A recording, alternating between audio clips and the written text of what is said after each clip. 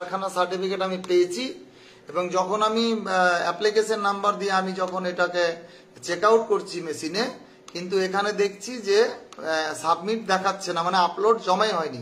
আমার তখন মাথায় খেললো যে না, এবার তাহলে আমি অ্যাপ্লিকেশন নাম্বারটা বুকিং নাম্বারটা মেরে দেখি। তো যখনই আমি বুকিং নাম্বারটা দিলাম তখন কিন্তু ওয়েবসাইটে সাবমিট দেখাচ্ছে। কিন্তু ওনার বক্তব্য হলো এই যে মেসেজটা এখানে বলছে যে আমি 2 থেকে মানে 2500 থেকে 2700-র মধ্যে আমি জমা করেছি। তো এবার সবাই জানে সারা ভারতবর্ষের মানুষ যে 30,000 স্কুটিনি হয়েছে। তাহলে ধরেই নিলাম যে 26শে মার্চ যারা আবেদন করেছেন প্রথম লটে তার মধ্যে থেকে পেমেন্টটা হয়েছে।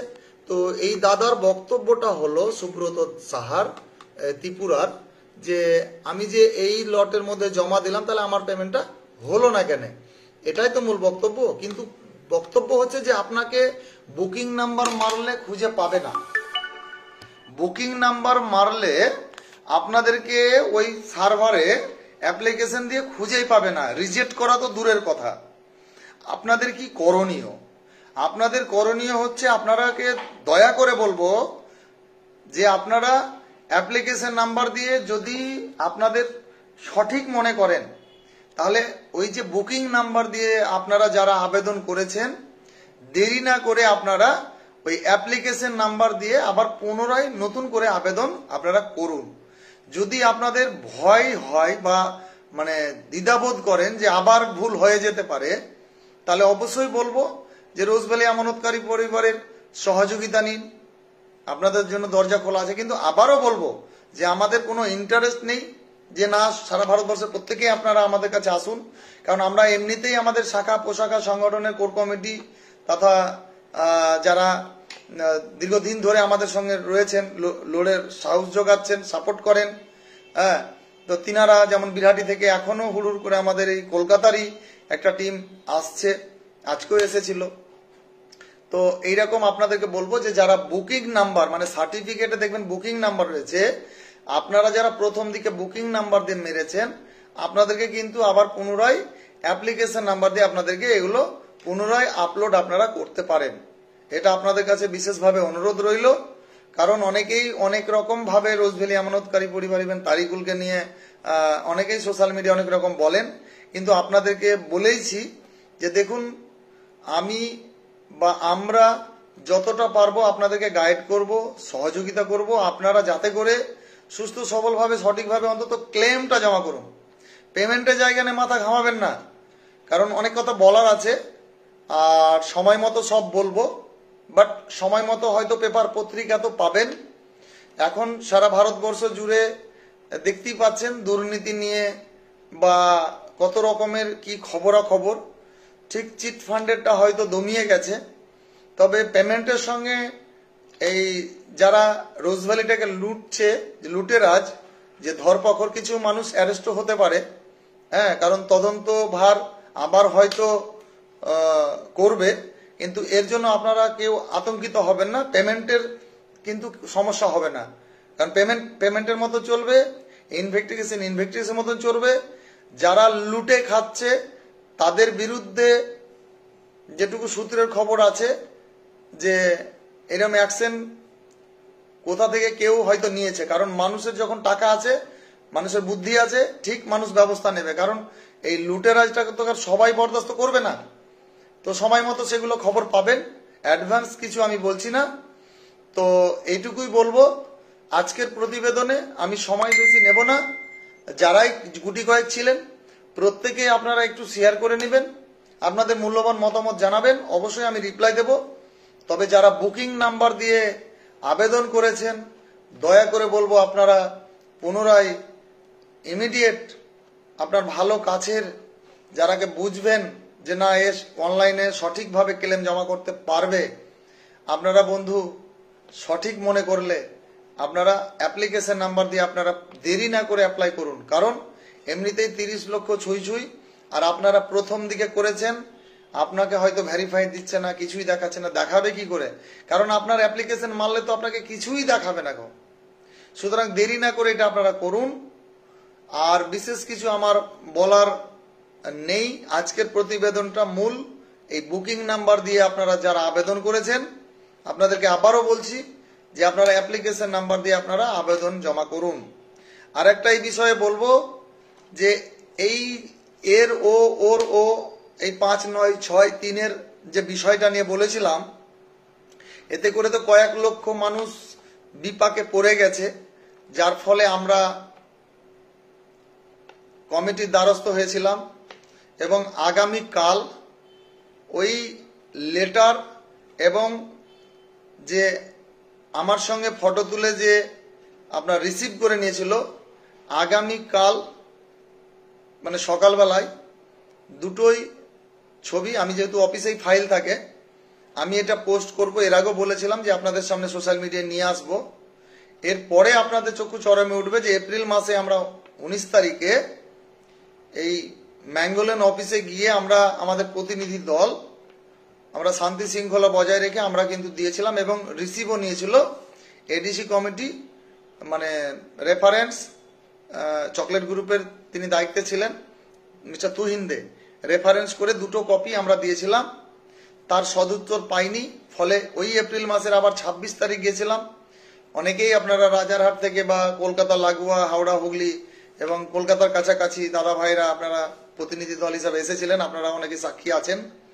তো সেটা আমি আগামী কালকেই ফেসবুকে পোস্ট করব। আজকেই আগাম বলে দিলাম, আপনারা কালকে সকালে হয়তো 9টা-10টা এরকম টাইমে আমি ফাইল খুলে ওই চিঠিটা আর আমি যে রিসিভ করে দিয়েছিলাম আমার ফটো সহ দুটো ছবি আপনাদের চিঠি সহ আমি নিয়ে আসবো। আপনারা দেখবেন এবং প্রত্যেকের কাছে শেয়ার করবেন, দেখাবেন যে রোজভ্যালি আমানতকারী পরিবারকে যে ইগনোর করা হচ্ছে বা তারিকুল ভাইকে নিয়ে যে মার্কেটে যে ইগো করা হচ্ছে, তার পরিণতি কি, তার চিন্তা ভাবনা কি, সারা ভারতবর্ষের মানুষের সঙ্গে মানুষের নিয়ে কি চিন্তা ভাবনা, সেটা দেখবেন।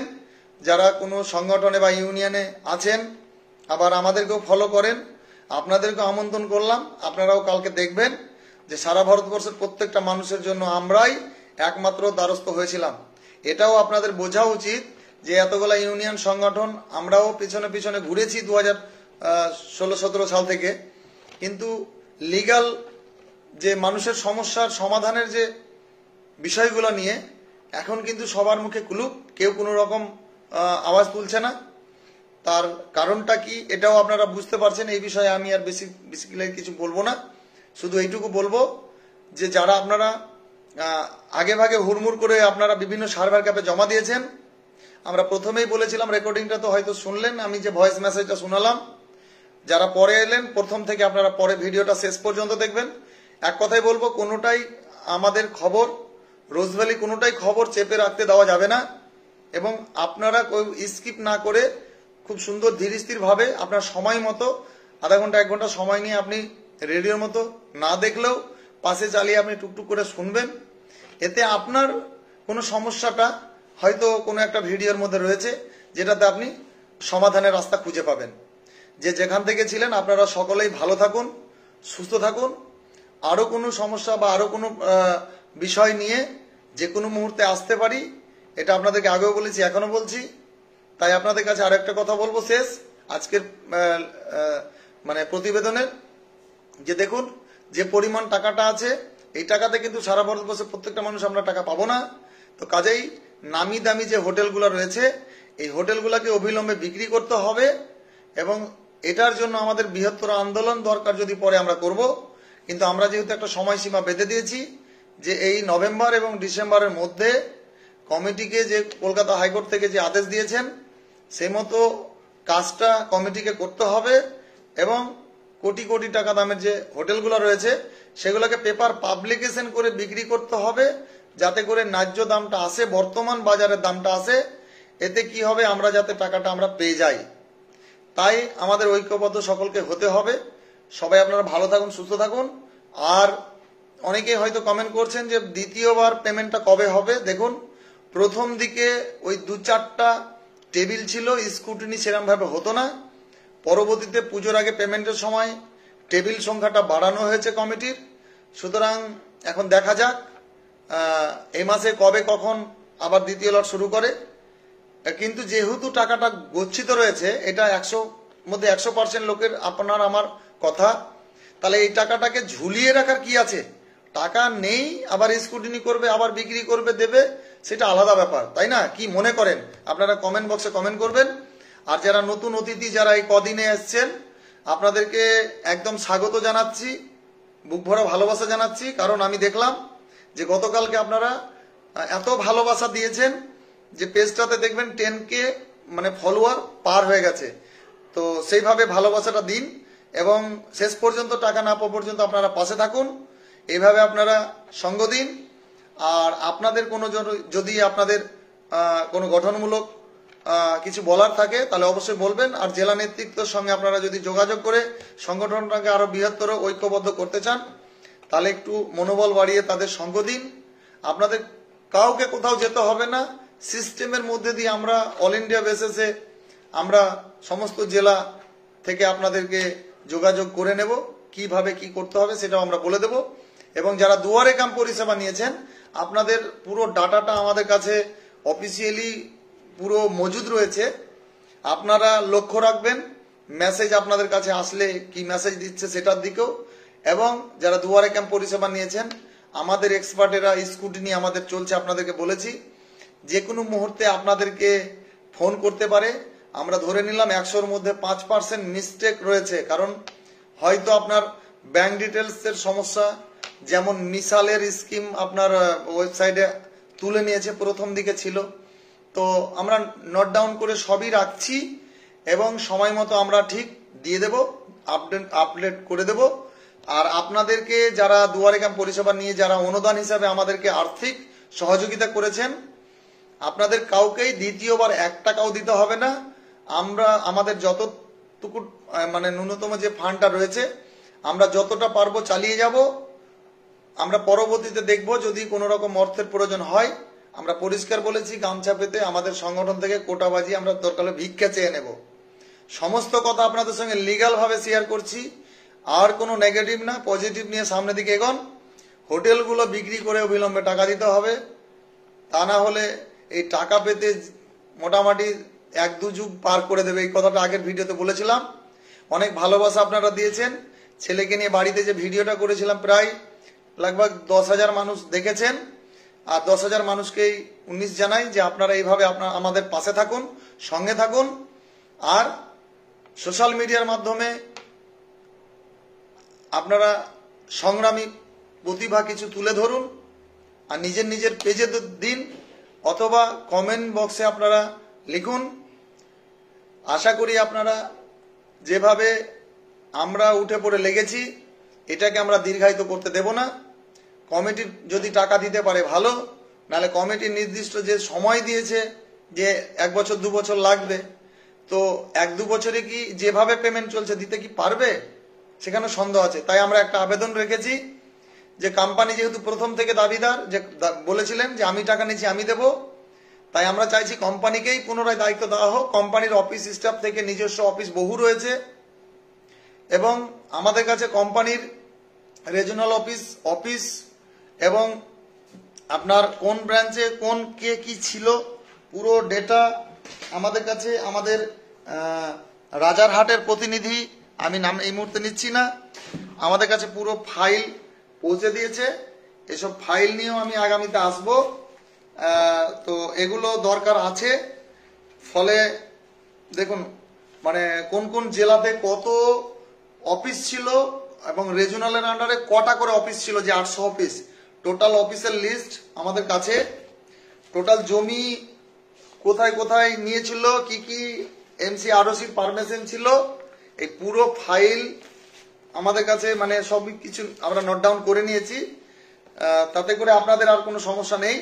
যেমন বাগনানদের জায়গার আপনাদেরকে একটা হদিশ দিয়েছি, আস্তে আস্তে ধীরে ধীরে দাগ নম্বর খতিয়ান নম্বর ধরে আমরাই দেব। কারণ আমরা এর আগে বহুবার বলেছি যে তদন্তকারী সংস্থা থেকে কমিটি থেকে যদি কোনো রকম ভাবে রোজভ্যালি আমানতকারী পরিবারের প্রয়োজন পড়ে তাহলে আমাদের প্রতিনিধিকে নিক। এবং কালকে চিঠিটা দেব, আপনারা বুঝতে পারবেন এই কথাটা কেন টানলাম, যে কালকে চিঠিটাতে আপনারা দেখতে পাবেন যে আমরা কিন্তু সারা ভারতবর্ষের আপনাদের সমস্যার সমাধানের জন্য কিন্তু আমরা একটা প্রতিনিধি দল কমিটির সঙ্গে দেখা করতে চেয়েছিলাম, কিন্তু দেখা করতে পারিনি। সেটা কালকে আপনারা পেয়ে যাবেন এবং সেটাকেও আপনারা বহু মানুষ শেয়ার করবেন। যাই হোক, সবাই ভালো থাকেন, সুস্থ থাকেন, রোজভ্যালি আমানতকারী পরিবারের পাশে থাকুন, সঙ্গে থাকুন, সকলে ভালো থাকুন। ধন্যবাদ।